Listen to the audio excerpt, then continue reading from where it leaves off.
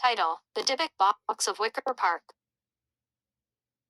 In the autumn of 1924, as Chicago donned its usual cloak of fog and shadows, the air hung thick with the whispers of the past. The vibrant hues of fall leaves seemed almost ethereal, casting an otherworldly glow over the enchanted Wicker Park. On Halloween night, when spirits roamed freer and the boundaries between worlds blurred, an antique store, curiosities and curios, stood quietly amidst the bustle of trick-or-treaters and festive celebrations. Inside, the store was crammed with peculiarities, taxidermy from distant lands, books filled with secrets long forgotten, and artifacts that pulsed with suppressed power. Mary Lamont, the shop's young owner, had inherited it from her enigmatic grandfather, whose tales of other realms and unspeakable horrors had kept her awake many nights. Yet, among all the curiosities, one item drew her gaze: a small, intricately carved box adorned with arcane symbols, known to locals as the Dybbuk box. Legend had it that the Dybbuk box contained the restless spirit of a wayward soul, seeking closure or perhaps revenge.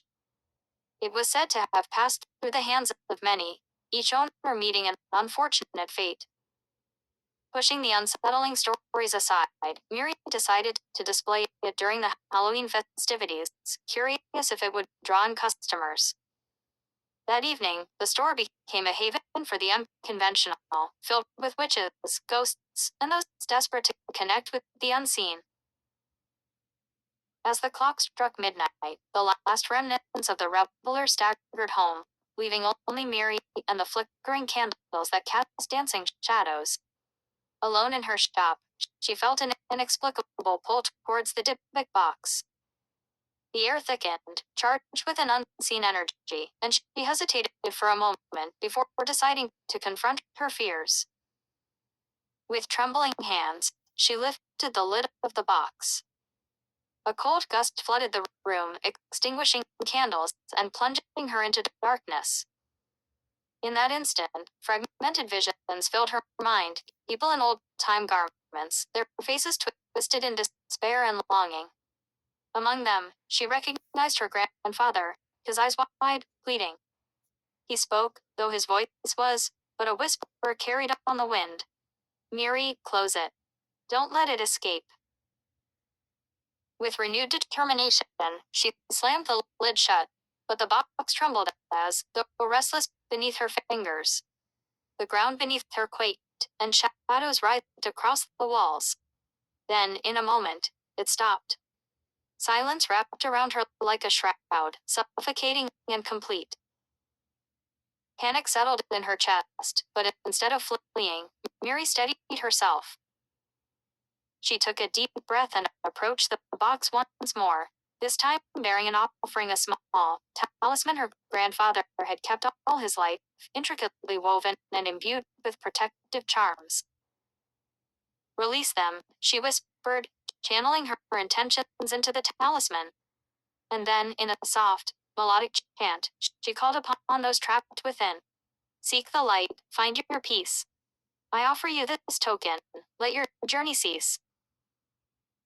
With every word, the room filled with the glowing luminescence, as though the spirits found hope in her compassion. The lid of the Dybbuk box shook, and pale forms began to emerge, swirling around her like autumn leaves caught in a tempest. They danced in the air, twirling in joy, their anguished faces softening into expressions of gratitude as they passed into the light.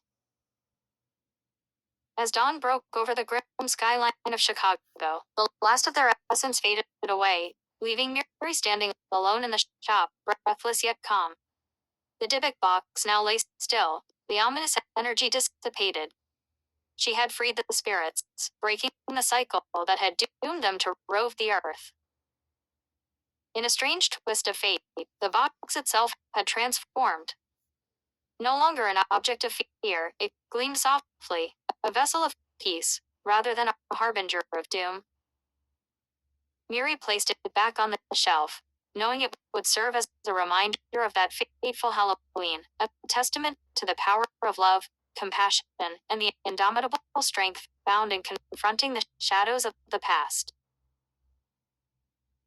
With a newfound sense of purpose, Miri opened her shop each day, welcoming all who sought curiosities, mysteries, and perhaps a little magic, for she had learned that even in the heart of darkness, one could find a way to illuminate the path forward.